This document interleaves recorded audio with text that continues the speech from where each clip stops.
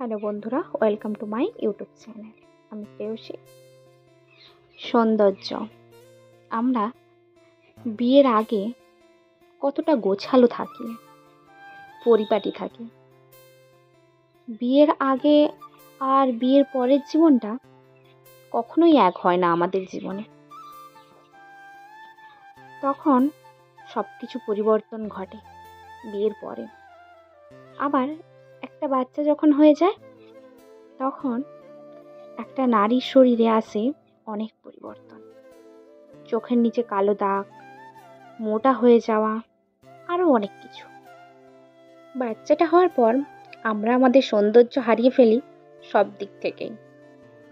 আমাদের যে তখন আর সেই আগের মতো থাকে না। বাচ্চা হওয়ার পর আমাদের অনেক দায়িত্ব বেড়ে যায়। কিছু কিছু পুরুষ তো এরকমই আছে, সন্তান হওয়ার পর থেকে আর স্ত্রীর দিকে দেখতেই পারে না। এই বলে যে, তুমি তো আগের মতো নেই, আগের সৌন্দর্যটা আর তোমার মধ্যে নেই। তোমার কাছে গিয়ে আমি কোনো শান্তিই খুঁজে পাই না। তোমার কাছে আর আগের মতো আমার মন তৃপ্তি হয় না। তোমাকে দেখলে এখন যেন কেমন মনে হয় আমার মধ্যে। একবার চিন্তাও করে না সেই পুরুষটা, এই যে সৌন্দর্য হারানোর ব্যাপারটা কার জন্য হলো। মৃত্যু যন্ত্রণার সহ করে লড়াই করে সন্তান উপহার দিল শুধুমাত্র আপনার জন্য। যে মানুষটাকে বাবা বলে ডাকবে, আপনি বাবা ডাকটা শুনবেন। যে মানুষটাকে বাবা ডাক শোনানোর জন্য আপনি এত কষ্ট করেছেন, সে আজকে আপনার সৌন্দর্য নিয়ে কথা বলছে। আপনি এটা কখনোই ভেবে দেখেছেন? যারা বিবাহিত তাদের কথাটা বলছি এখন। আপনি রাস্তা দিয়ে যাচ্ছেন, রাস্তায় একটা মেয়ে দেখলে তার সৌন্দর্যে হয়তো আপনি মোহ হয়ে পড়ছেন। আপনার মাথায় নানা কথা আসতে পারে, হয়তো টাকার বিনিময়ে আপনি আনন্দ পেতেও পারেন।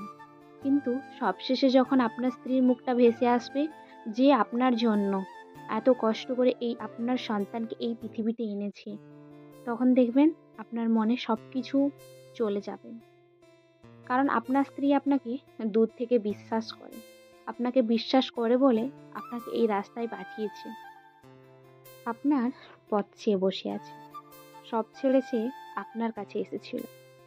আপনাকে সুন্দর একটা সংসার উপহার দিল, তার সৌন্দর্য নষ্ট করে আপনাকে সন্তান উপহার দিল। এত ত্যাগ ভুলে যাবেন? নিজের স্ত্রীর স্থান কখনোই নষ্ট করবেন না। আপনার স্ত্রী হয়তো দেখবেন না, পুনরায় আপনাকে বিশ্বাস করবে, কিন্তু উপরে তো একজন আছেন যিনি সব দেখেন। কথায় আছে না, পাপ বাপকেও ছাড়ে না। সেই ঘুরে ফিরে আপনার পাপের ফল আপনার কাছেই আসবে। তাই নিজের স্ত্রীকে সম্মান করুন, ভালোবাসুন। সে দেখতে যত খারাপ হোক না কেন, তার সঙ্গে থাকুন।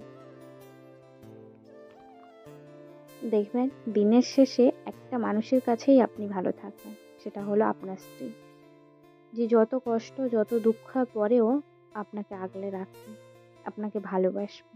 আর সবাই তো টাকার বিনিময়ে আপনাকে ভালোবাসবে। Thank you.